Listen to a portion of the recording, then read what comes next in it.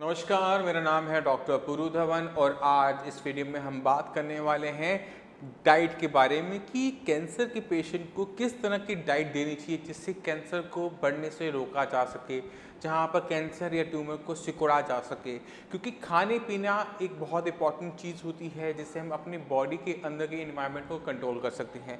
यही इन्वायरमेंट एक कैंसर के सेल को पनपने का मौका देता है और यही इन्वायरमेंट एक कैंसर के सेल को सिकुड़ने को भी मजबूर कर देता है।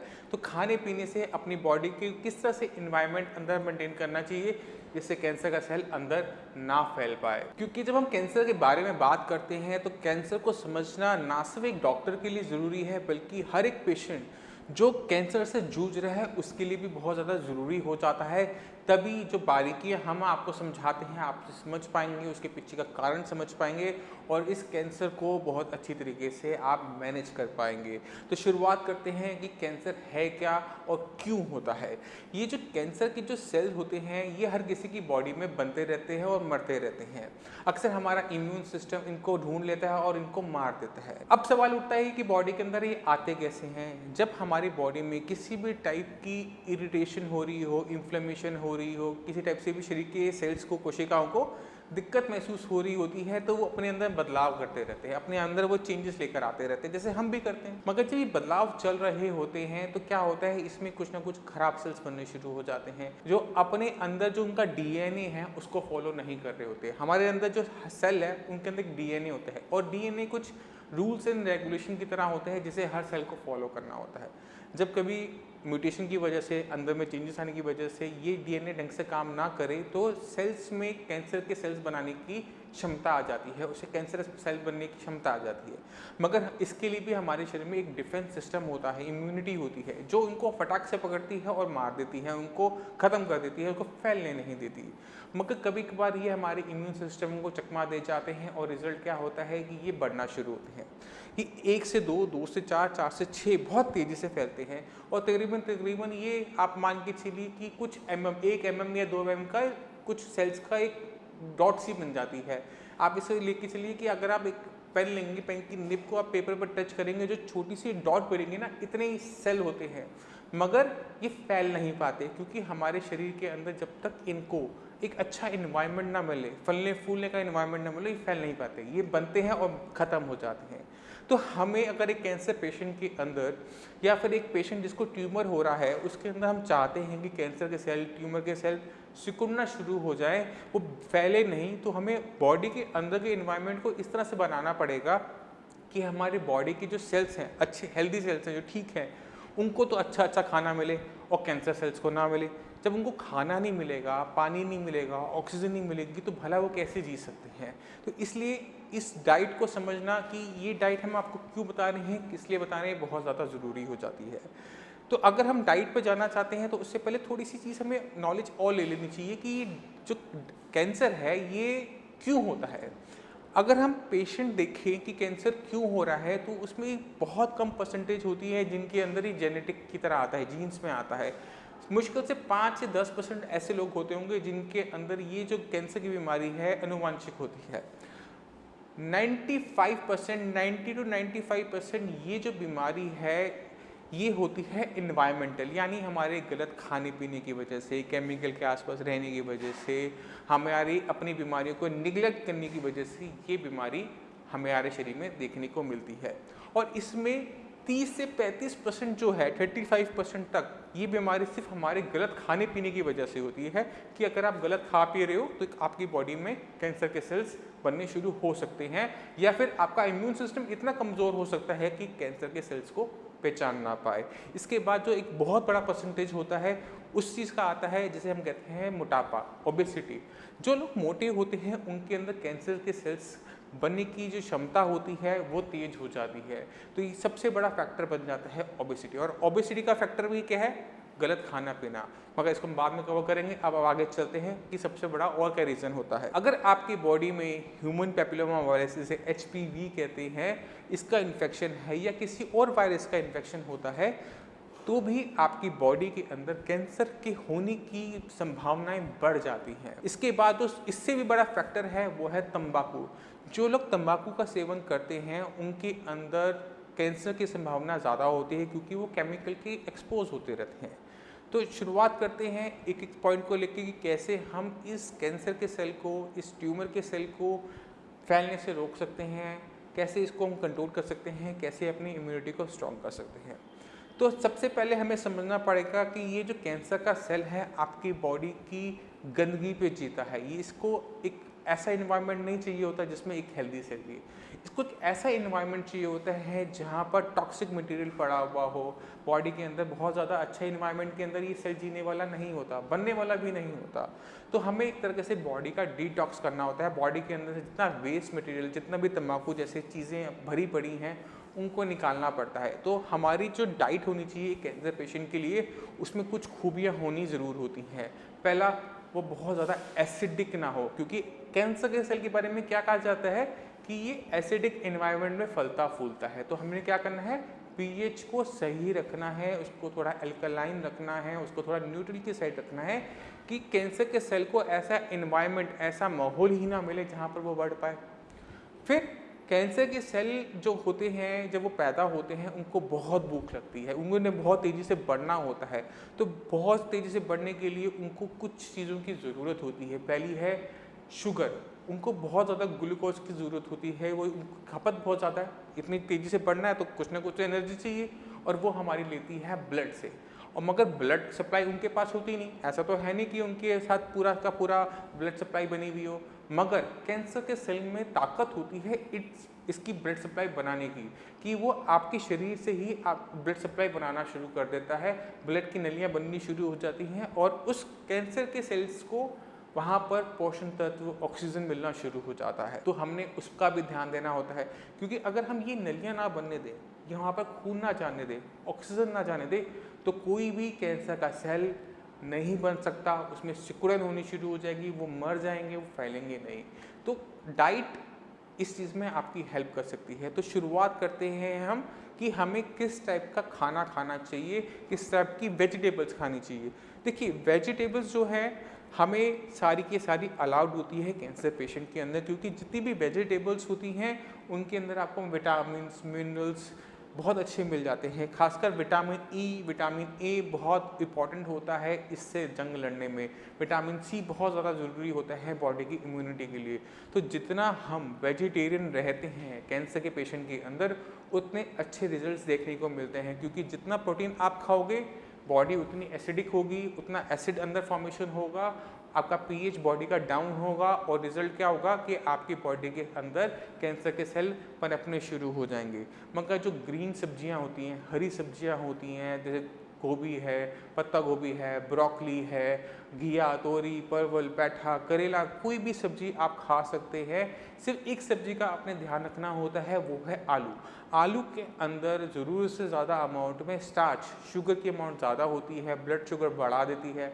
अगर ब्लड शुगर बढ़ेगी तो क्या है, आपके शरीर को तो अच्छा लगेगा, आपको खाने में अच्छा लगता है, मगर आपके कैंसर सेल्स को भी बहुत अच्छा लगेगा, तो हम वो नहीं चाहते।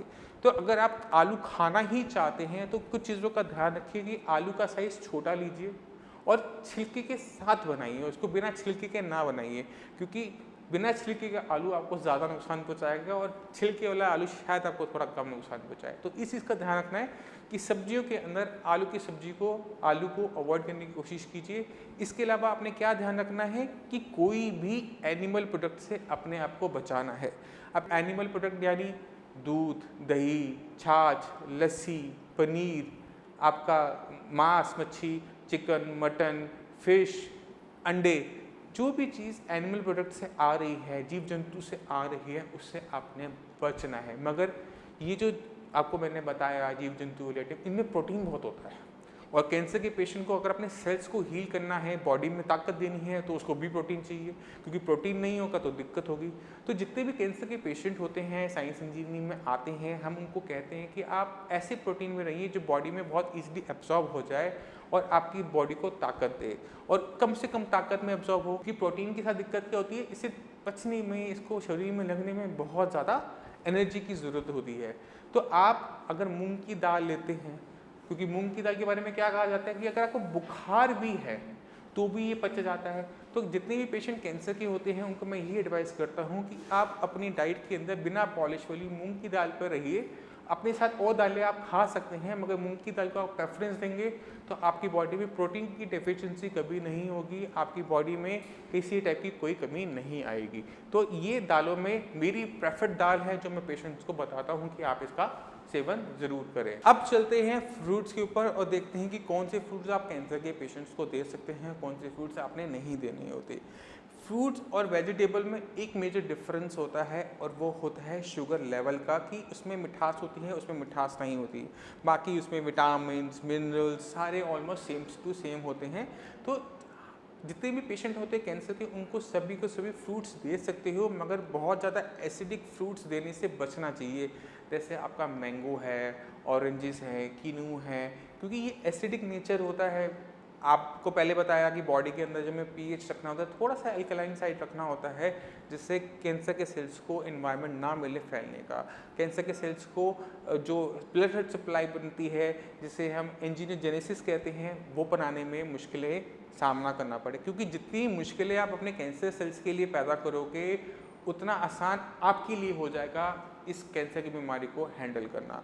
तो आप फ्रूट्स सारे दीजिए, चीकू दीजिए, पपीता दीजिए, आप एप्पल दीजिए, पीच हो गई, चेरीज हो गई, खासकर स्ट्रॉबेरी, ब्लैकबेरी, आपकी ब्लूबेरी, ये सारी जितनी भी बेरीज होती हैं ये आप दे सकते हैं, क्योंकि इनके अंदर जो एंटीऑक्सीडेंट होता है बहुत रिच होता है, इसके अंदर विटामिन बहुत ज़्यादा अच्छे होते हैं। स्पेशल ले बेरी होती है जो इंडिया में बहुत आराम से मिलती है, सी बकथॉर्न भी इसे कहा जाता है। ये न्यूट्रिशन का खजाना होती है, स्पेशली ले में लगती है, कॉस्टली ज़रूर है, मगर अगर आप पेशेंट को अफोर्ड कर सकते हैं, दे सकते हैं, तो ले बेरी का जूस आप उनको दे सकते हैं। इसलिए अब मार्केट में मिलता है, नहीं मिलता तो आप ऑनलाइन भी उसको ऑर्डर करके मंगवा सकते हैं। तो इस चीज़ का आप ध्यान रखिए। अब चलते हैं पानी की तरफ और देखते हैं कैंसर के पेशेंट के अंदर पानी से हम कैसे काम कर सकते हैं। कैंसर के पेशेंट के अंदर हमें पानी भी अल्कलाइन देना होता है, मगर अल्कलाइन वाटर वो नहीं होता जो पीएच में अल्कलाइन हो। वो पानी अल्कलाइन होता है जिसके अंदर मिनरल्स पूरे हो, और ये जो मिनरल्स होते हैं ये हमें नेचुरल अकरिंग पानी में मिलते हैं, जो पानी नदियों से आ रहा होता है, झरने से आ रहा होता है। तो जिनके घर के पास नेचुरल झरना है, नेचुरल नदियां हैं, वो तो पानी का अल्कलाइन पानी का सोर्स उनके घर के पास है, उनको कोई दिक्कत नहीं है, वहाँ से पानी लीजिए और पेशेंट को दीजिए, कोई नुकसान नहीं होगा। मगर जिनका घर सिटीज़ में है जहाँ पानी ही इतना दूषित है, वो कैसे अल्कलाइन पानी दे, वो कहाँ से झरना लेकर आए। तो वो कुछ नहीं करना, उन्होंने एक मिट्टी का घड़ा लेना है, उस घड़े को पूरा पानी से भरीजिए। ये पानी आप जो फिल्टर वाटर होता है, आरओ वाटर होता है, उससे भर लीजिए। अब आरओ वाटर के अंदर किसी भी टाइप का मिनरल्स नहीं होते, मगर जब आप उसको मटके में डाल देते हैं तो मटके की मिट्टी के अंदर जो मिनरल्स होते हैं वो डिज़ोल्व होकर पानी में आ जाते हैं, और पानी का जो पीएच है वो अल्कलाइन साइड हो जाता है। अब क्या हुआ, बॉडी में आपके अल्कलाइन वाटर भी गया, बॉडी के अंदर मिनरल्स भी गए, और यही जो मिनरल्स होते हैं ये आपकी इम्यूनिटी के लिए बहुत ज़्यादा ज़रूरी होते हैं। ये बॉडी के अंदर आपको एनर्जी देते हैं। तो चाहे सर्दी हो चाहे गर्मी हो, आप मटके का पानी यूज़ कर सकते हैं अगर पेशेंट को आप आराम देना चाहते हैं, क्योंकि पेशेंट के साथ और साइड की भी दिक्कतें होती हैं। वहीं पे थोड़ा सा अगर ठंडा पानी होगा या थोड़ा सा गुनगुना पानी होगा, मटके वाला होगा, तो उसका टेस्ट तो अच्छा होता ही होता है, बल्कि वो बॉडी के लिए यूज़फुल, फ़ायदेमंद भी होता है। अगर पेशेंट को खाना खाने में दिक्कत है तो भी, और अगर पेशेंट को खाना खाने में दिक्कत नहीं है तो भी हम चाहते हैं कि पेशेंट के अंदर ज़्यादा अमाउंट में न्यूट्रिशन जाए, सप्लीमेंट्स जाएँ, एलिमेंट्स जाएँ, जिससे उनकी इम्यूनिटी को बिल्डअप बने। तो हम ये एडवाइस करते हैं साई संजीवनी में कि जितने भी पेशेंट हैं कैंसर के, उनको थोड़ा थोड़ा मील, थोड़ा थोड़ा खाना दिन में कई बार खाना चाहिए। कभी आपने सूप ले लिया, कभी आपने वेजिटेबल एंड सब्जी ले ली, कभी आपने पोहा खा लिया, कभी आपने ब्रेड ही ले ली। तो ये जो छोटी छोटी मील्स होती हैं जो हम दिन में कई बार लेते हैं, इससे एक तो टेस्ट भी बना रहता है, पेशेंट के लिए वैरायटी भी होती है, और पेशेंट के अंदर रोटेशन रहता है एलिमेंट्स एंड विटामिन्स का। क्योंकि जैसे अगर आप एक ही खाना रोज़ रोज़ खाओगे, मान लो आप रोज़ खिचड़ी ही खाते हो, रोज़ चावल ही खाते हो, तो उसमें क्या होता है कि कुछ सेट ऑफ न्यूट्रिशन तो हमारी बॉडी में जाता है, मगर कुछ रह भी जाता है, और जो रह जाता है वही एक कारण बन जाता है ऐसी बीमारियों का। तो हम नहीं चाहते कि जो कमियां हमने पहले खाने पीने में रखी हैं वो अब भी रहे। तो खाने के अंदर रोटेशन होनी चाहिए। मिक्स वेजिटेबल हो गई, मिक्स कलर की वेजिटेबल्स लाना, कोई येलो है कोई ग्रीन है, क्योंकि ये जो कलर है सब्जियों के, ये नेचर ने इनको सिर्फ कलर्स की वजह से नहीं दे रखा है, ये हमें बताते हैं कि इसके अंदर कौन सा विटामिन है। जैसे अगर सब्जी कोई येलो कलर की है तो हम ये लेके चलते हैं कि इसके अंदर जो विटामिन ए है वो ज़्यादा है। तो ये फ़ायदा होता है अगर हम मिक्स कलर की वेजिटेबल्स हम जिसे कहते हैं वो अगर आप अपने खाने में रखते हो। रोटेशन रखो, रोज़ एक चीज़ नहीं खानी, उसे बदलते रहो। कभी सांभर खा लिया, कभी आपने उसकी पाव भाजी ही बनवा ली, तो ये रोटेशन थोड़ी बहुत होनी चाहिए। बहुत ज़्यादा तला हुआ बिल्कुल खाना नहीं खाना। और अगर आपको खाना डाइजेस्ट नहीं हो रहा तो फोर्सफुल फीडिंग भी नहीं करनी है। सूप जैसी चीज़ लाइट फॉर्म आप दीजिए, दलिया दीजिए, खिचड़ी दीजिए, मगर जितना हो सके ताकत वाला खाना, एनर्जी वाला खाना जिसमें विटामिन मिनरल्स पूरे हों, वो खाना एक कैंसर के पेशेंट को देना चाहिए कि हमारा डिफेंस सिस्टम इतना स्ट्रॉन्ग हो जाए कि वो शरीर खुद ब खुद उस कैंसर सेल से लड़ने की क्षमता अपनी बना ले और उस कैंसर सेल से लड़ ले। एक चीज़ का हमें और ध्यान रखना होता है कैंसर पेशेंट के अंदर कि कैंसर के पेशेंट को किसी भी टाइप की कॉन्स्टिपेशन नहीं होनी चाहिए। अगर कैंसर का पेशेंट दिन में 2 बार पेट साफ करने जाता है और जो पेट साफ करता है तो अगर स्टूल चिकना आ रहा है, स्लाइमी आ रहा है, तो वो एक अच्छा साइन नहीं होता। पेशेंट का पेट एक बार में साफ़ होना बहुत ज़्यादा ज़रूरी होता है। इसलिए पेशेंट की डाइट में अगर वेजिटेबल्स खाने के बाद, इतने फ्रूट्स लेने के बाद भी कॉन्स्टिपेशन की दिक्कत है, तो ये जो कॉन्स्टिपेशन होती है, स्टूल होता है, ये कैंसर को एग्रीवेट करता है। अब मैं रीज़न समझाता हूँ। जब आपने खाना खाया, खाना आपकी इंटेस्टाइन्स में जाकर रुकता है और जब वो सही तरीके से पास ऑन नहीं होता तो वो इंटेस्टाइन्स में सड़ता है। और ये सड़ता हुआ जो खाना होता है ना सिर्फ आपकी इंटेस्टाइन्स में गैस बनाता है, एसिडिटी बनाता है, बल्कि ये कई टाइप के टॉक्सिक मटेरियल भी बॉडी में रिलीज़ करता है। अब ये जो टॉक्सिक मटेरियल होता है ये कैंसर के सेल्स के लिए खाने की तरह काम करता है, एनर्जी की तरह काम करता है, तो हमने उसको वो चीज़ नहीं देनी। हमने अपना मेटाबॉलिज्म, अपनी एनर्जी को बहुत अच्छा रखना है, उसे क्लीन रखना है, इंटेस्टाइन्स को क्लीन रखना है।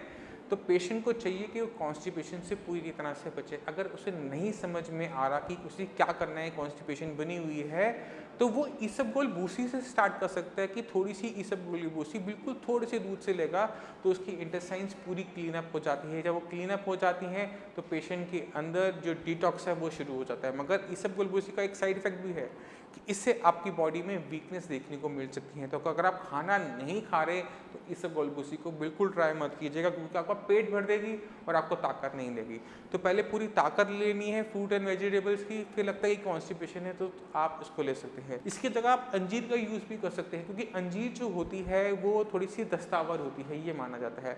तो अगर आप 3-4 दाने अगर आप उसको पानी में भिगोकर अगर आप उसको अंजीर का यूज़ करेंगे तो ना सिर्फ आपका पेट साफ होगा, बल्कि अंजीर के अंदर जो प्रॉपर्टीज़ होती हैं, जो एंटीऑक्सीडेंट प्रॉपर्टीज़ होती हैं, एनर्जी का बहुत अच्छा सोर्स होता है, आप उसको लेंगे, आपका ना सिर्फ कैंसर में हेल्प मिलेगा बल्कि आपका पेट साफ भी होगा। इसी तरह से जो छोटी हरड़ होती है, जो आराम से आपको पंसार की शॉप्स में मिल जाती है, उसका भी आप यूज़ कर सकते हैं। इस छोटी हरड़ को अगर पाउडर लेने से आपका पेट साफ ना हो रहा हो तो आप क्या कर सकते हैं, इस छोटी हरड़ को आप अरंडी के तेल में भून लीजिए। अरंडी का तेल, कैस्टर का ऑयल, आपने थोड़ा सा कैस्टर का ऑयल लिया और साबुत हरड़, छोटी हरड़ को आपने उसमें पूड़ियों की तरह तल लिया। वो बिल्कुल फूल के इतनी बड़ी बड़ी हो जाएंगी और मिक्सी में पीस कर आपने 1 चम्मच आपने पेशेंट को रात को देना है। पेट पेशेंट का साफ होना शुरू हो जाएगा।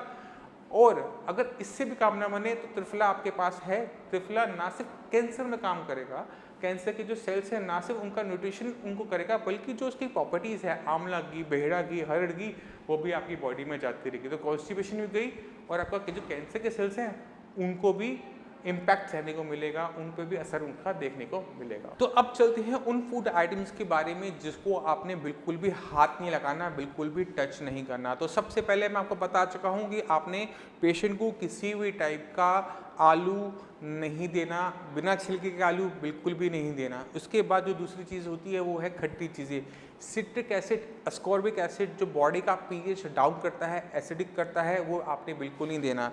इसलिए दही, अचार, आम, ये सब बंद हो जाते हैं क्योंकि ये एसिडिक ज़्यादा होते हैं। इसके अलावा जितनी भी खमीरे उठी हुई आइटम होती हैं, ब्रेड है, कुलचा है, ये सब चीज़ें भी आपको पूरी तरह से अवॉइड करनी चाहिए, क्योंकि ये ना सिर्फ कॉन्स्टिपेशन पैदा करती है बल्कि एक तरीके से बॉडी में एसिड भी फॉर्मेशन ज़्यादा करवाती है। तो मैं पर्सनली इन चीज़ों को पेशेंट से अवॉइड करवाना पसंद करता हूँ कि आप कोई भी फर्मेंटेड चीज़ें मत खाओ, आप विनेगर मत खाओ, सिट्रिक एसिड, सौ चीज़ें मत खाओ। तो बेसिकली आपने कोई भी चीज़ बाहर से नहीं खानी होती, कोई भी पैक्ड फूड नहीं खाना होता कि आपने मैगी लाई घर में बना ली, नहीं चलेगा। उसमें क्या डाला गया है उसे प्रिजर्व रखने के लिए, उसकी लाइफ बढ़ाने के लिए, आपको नहीं पता। और हो सकता है कि कोई ऐसा केमिकल इन चीज़ों को प्रिजर्व करने के लिए डाला जाता हो जो आपकी बॉडी के अंदर कैंसर पैदा कर रहा हो सकता है वो सबके लिए सेफ हो सकता है आपके लिए सेफ ना हो।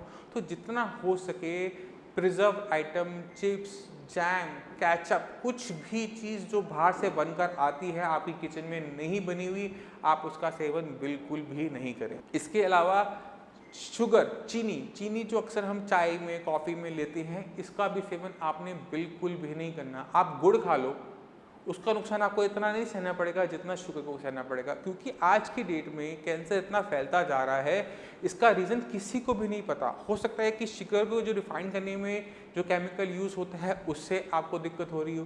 दूसरा, शुगर जो होता है वो एनर्जी का सोर्स होता है। आपने शुगर खाई तो आपकी शुगर आपकी पूरी बॉडी को इतनी नहीं लगेगी जितना आपका कैंसर का ट्यूमर खा जाएगा।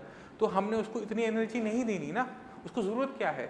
तो जितना हो सके मीठे को अवॉइड करें, जितना हो सके शुगर को अवॉइड करें। आप उसकी जगह अगर आपको चाहते हैं कि कुछ मीठा खाना है तो आप फ्रूट्स खा लीजिए। अगर फिर भी मन करे तो गुड़ का ऑप्शन आपके पास है ही, चाहे तो आप गुड़ वाले चावल खा लीजिए, गुड़ की आप ऐसी कुछ मुंह में डाल के अपना टेस्ट ले लीजिए। तो जितना हो सके उससे अवॉइड करने की कोशिश कीजिए, क्योंकि आपको भी अंदर से पता होता है कि ये चीज़ मेरे लिए सही है या ये चीज़ मेरे लिए गलत है। इसी के साथ साथ हम पेशेंट को जो वाइट राइस होते हैं वो अवॉइड करवाते हैं। रीज़न सेम है, नुकसान कुछ नहीं होता, मगर एनर्जी का बहुत अच्छा सोर्स है। जितना एनर्जी हमने बॉडी के अंदर दोगे, प्योर फॉर्म ऑफ शुगर दोगे, प्योर फॉर्म ऑफ स्टार्च दोगे, उतना आपके कैंसर के सेल की बल्ले बल्ले होगी, जो हमने नहीं करवानी।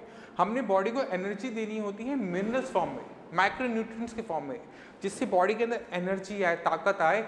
बट सेल्स में जो कैंसर के सेल्स की ज़रूरत है वो ना मिले, जो हमारे सेल्स को, अच्छे सेल्स की ज़रूरत है वो मिलना शुरू हो जाए, हमारा इम्यूनिटी बूस्ट हो जाए, जिससे वो कैंसर से लड़ने लायक बन जाए। इसके अलावा आपने पेशेंट को कोई भी डेयरी प्रोडक्ट नहीं देना होता, जैसे मैंने आपको पहले बताया, कोई भी एनिमल प्रोडक्ट नहीं देना। तो दूध की बनी हुई आइटम, नॉनवेज, अंडे, कुछ भी नहीं देना। जितना आप दोगे उतना नुकसान पेशेंट को सहने को मिलेगा। अब चलते हैं उन आइटम के ऊपर जो आप पेशेंट को देनी चाहिए। अगर आप पेशेंट को व्हाइट राइस नहीं दे रहे तो आप ब्राउन राइस दीजिए, चीनी नहीं दे रहे तो आप उसको गुड़ दीजिए, अगर पेशेंट को आप रिफाइंड ऑयल नहीं दे रहे तो पेशेंट को आप ऑलिव ऑयल दीजिए। तो ये हमारे पास ऑप्शंस होते हैं, इनको हमें बस पता होना चाहिए कि हमने कौन सा सेलेक्ट करना है। इवन अगर घर में आप खुद देसी घी बनाते हैं, अपने घर में ही बनाते हैं, तो देसी घी घर का बना हुआ भी आप ऑलिव ऑयल की जगह पेशेंट को दे सकते हैं। फ़ायदा ही होगा, नुकसान नहीं होगा। इसके अलावा अगर आपको कहीं से ईज़िली डाइजेस्टेबल होने वाला, जैसे हम कहते हैं बकरी का दूध, वो मिल जाए, बहुत अच्छा होता है। कैंसर पेशेंट्स में बहुत तेज़ी से ताकत लेकर आता है। इसी तरह से कोकोनट वाटर बहुत अच्छा होता है। व्हीट ग्रास बहुत अच्छी होती है कैंसर पेशेंट के अंदर। हल्दी है, धनिया है, ये वो चीज़ें हैं जो कैंसर के सेल्स के जो मैंने आपको बताया ना, जैसे उनको सेल्स हैं उनको एनर्जी चाहिए, एनर्जी लेने के लिए वो क्या करेंगे, वो उनको ब्लड चाहिए। ब्लड कहाँ से मिलता है? नसें तो उनके पास बनी भी नहीं होती। तो ये जो वेसल्स होती हैं कैपिलरीज बनाने के लिए, जो वो आर्टियोजेनेसिस करते हैं, उसको रोकने के लिए ये जो हल्दी है, जो आपका धनिया है, धनिया पार्सले हो गया, व्हीट ग्रास हो गया, ये सब बनने नहीं देते, उसके अंदर इतनी ताकत नहीं जाने देते। वो जब ताकत नहीं जाएगी तो वो जल्दी मरना शुरू कर देती है।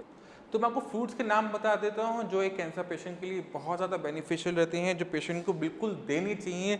बनाना है, चेरीज़ है, खरबूजा है, तरबूज है, खजूर एक बहुत अच्छा सोर्स होता है, मीठा भी तो होता है और बट मिनरल्स का बहुत अच्छा सोर्स होता है, जो आप पेशेंट को दे सकते हो। शुगर लेवल जंप भी नहीं करेंगे, कैंसर सेल्स की भी हम उसको भी लड़ने की क्षमता बॉडी में बनी रहेगी।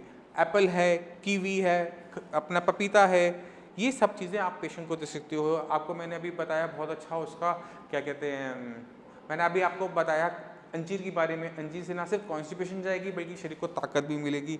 साथ में जो बेरीज होती हैं, ब्लूबेरी है, चेरी है, स्ट्रॉबेरी है, ये भी पेशेंट के लिए अच्छा है, क्योंकि इनके अंदर फ्लेवॉइड्स होते हैं, इनके अंदर एंटीऑक्सीडेंट्स होते हैं, इनके अंदर मिनरल्स होते हैं। तो जितना पेशेंट को आप ये सब चीज़ें देंगे, कैंसर को हराने में आपको उतनी अच्छी ग्रिप मिलेगी, ताकत मिलेगी। इसके साथ पाइनएप्पल एक ऐसा फ्रूट है जो इसको अल्कलाइन समझते हैं। खाने में खट्टा मीठा ज़रूर होता है, बट इसका जो असर होता है बॉडी पे वो अल्कलाइन माना जाता है। इसी तरह से लेमन वाटर को माना जाता है कि है तो वो लेमन टेस्ट में खट्टा, बट बॉडी के अंदर जब पानी जाता है तो वो थोड़ा सा अल्कलाइन साइड समझा जाता है। तो अगर आपको अभी तक डाइट समझ में आ गई होगी कि मैंने वो क्या बताया, तो ये तकरीबन वो डाइट है जो हम पेशेंट को बताते हैं अगर पेशेंट का वेट ज़्यादा होता है तो इससे आपको बहुत आसानी मिलने वाली है कि हमने कोई भी चीज़ ऐसी नहीं देनी जिससे मोटापा बढ़ता है। सुनने में थोड़ा और लगता है, समझने में थोड़ा सा आपको दिक्कत होगी, बट आप समझो कि जो चीज़ आपकी बॉडी के अंदर मोटापा बढ़ाएगी वो आपकी बॉडी के अंदर कैंसर सेल्स को भी बढ़ाएगी, चाहे वो मैदा है, चाहे वो मीठा है, चाहे वो आपका बहुत ज़्यादा मैदा हो गया, आलू हो गया। तो ये सारी वही आइटम है जो पेशेंट के अंदर, किसी के अंदर भी मोटापा घटा है। चाहे आपका पेशेंट पतला है, कमज़ोर है, मगर फिर भी अगर पेशेंट को आप ये आइटम दोगे तो उसका असर पेशेंट का वेट में नहीं नज़र नहीं आएगा, बट कैंसर के फैलने में ज़रूर नज़र आ सकता है। तो अगर आप कभी भी अपने पेशेंट के लिए कोई भी सामान लेने जाएं, कुछ भी खाने पीने की चीज़ लेने जाएं, तो बस अपने माइंड में ना ये रखो कि इससे कहीं वेट तो नहीं बढ़ता, इससे कहीं बॉडी के अंदर फैट तो नहीं बढ़ता। अगर आपके अंदर से आवाज़ आ रही है कि इससे फैट बढ़ता है, इससे बॉडी का वेट बढ़ेगा, तो वो चीज़ कैंसर के पेशेंट के अंदर कैंसर के सेल्स को बढ़ाएगी, क्योंकि वही जो वेट बढ़ा रही है एनर्जी, वही कैंसर सेल्स को ताकत दे देगी उनको बढ़ने का, फैलने का। तो इस चीज़ को बहुत सिंपल ध्यान में रखो। ये बहुत छोटा सा कंसेप्ट है, साइंस संजीवनी अपने हर पेशेंट को देता है और आज मैं आपको दे रहा हूँ। इसे गांठ बांध लो कि जो चीज़ खाने में के अंदर आपका वेट डाउन करेगी वो आपके कैंसर को भी डाउन करेगी। चाहे आपका पेशेंट कमज़ोर है, पतला है, वेट उसका डाउन हो चुका है, मगर खाने पीने के अंदर आपने चीज़ें वो देनी है जिनके अंदर विटामिन, मिनरल्स, न्यूट्रिशन से भरे पड़े हों। बॉडी के अंदर वेट ना बढ़ाएं, उसके अंदर उसमें स्टार्च ना डालें, बॉडी में वो सही एनर्जी सही फॉर्म में जाना बहुत ज़्यादा ज़रूरी है। क्योंकि ये जो डाइट है जो मैंने आपको बताई, ये ना सिर्फ आपकी ट्यूमर को, कैंसर को बढ़ने से रोकती है, बल्कि कैंसर को, ट्यूमर को बढ़ने के लिए कुछ चीज़ें चाहिए होती हैं उनको भी रोक देती है। जैसे कैंसर के सेल्स को, ट्यूमर के सेल्स को बढ़ने के लिए ब्लड सप्लाई चाहिए, अब वो ब्लड सप्लाई बनने ही नहीं देती, उसे रिटार्ड कर देती है, स्लो कर देती है। तो आपका जो कैंसर है, ट्यूमर है, स्लो स्पीड से बढ़ता है या फिर वो बढ़ना बंद हो जाता है। और आपकी बॉडी के अंदर जब इतनी अच्छी अमाउंट में इतना अच्छा फूड जाएगा तो इनकी जो एंटीऑक्सीडेंट प्रॉपर्टीज़ होती है, ये बॉडी की सेल्स को ताकत देती है, आपके इम्यून सिस्टम को इन्होंने टर्न अप कर दिया और आपकी शरीर को ताकत दी इन कैंसर सेल्स से लड़ने की। जब आप ऐसा फूड लेते हैं तो आपको कभी भी कॉन्स्टिपेशन नहीं होती, आपका स्टमक क्लीन अप होना शुरू होता है। और एक कैंसर पेशेंट के लिए अपने इंटेस्टाइन्स को क्लीन रखना, डिटॉक्स रखना बहुत ज़्यादा ज़रूरी है, क्योंकि जब आपकी इंटेस्टाइन्स क्लीन रहेंगी, आपकी बॉडी के अंदर कभी भी टॉक्सिक मटेरियल नहीं बनेगा जो कैंसर सेल्स को फेवर करे। तो ये फाइट होती है हेल्दी सेल्स और कैंसर सेल्स के बीच में, जिसमें हमें जो भी खाना देना है अपने हेल्दी सेल्स को देना है। हमने खाना कुछ भी ऐसा नहीं खाना जो हमारे बॉडी के अंदर कैंसर सेल्स को ताकत दे। तो ये छोटी सी कोशिश थी साइंस संजीवनी की आप सभी को समझाने के लिए कि एक कैंसर के पेशेंट को खाने में क्या खाना चाहिए और क्या नहीं खाना चाहिए। फिर भी आपके माइंड में कोई भी डाउट हो, कुछ भी पूछना चाहते हो, तो नीचे दी हुए नंबर पर कॉल कर साइंस संजीवनी के कैंसर टीम से आप फ्री ऑफ कॉस्ट कंसल्टेशन ले सकते हो। उनसे पूछ सकते हो कि हम क्या खाएं, क्या ना खाएं, किस तरह से रहें, किस तरह से नहीं रहे, वो आपको पूरी अच्छी तरीके से गाइड कर देंगे। आप अपॉइंटमेंट लेके मुझसे भी आकर मिल सकते हैं। आप हमारी साइट पर विजिट कर भी कैंसर से रिलेटेड और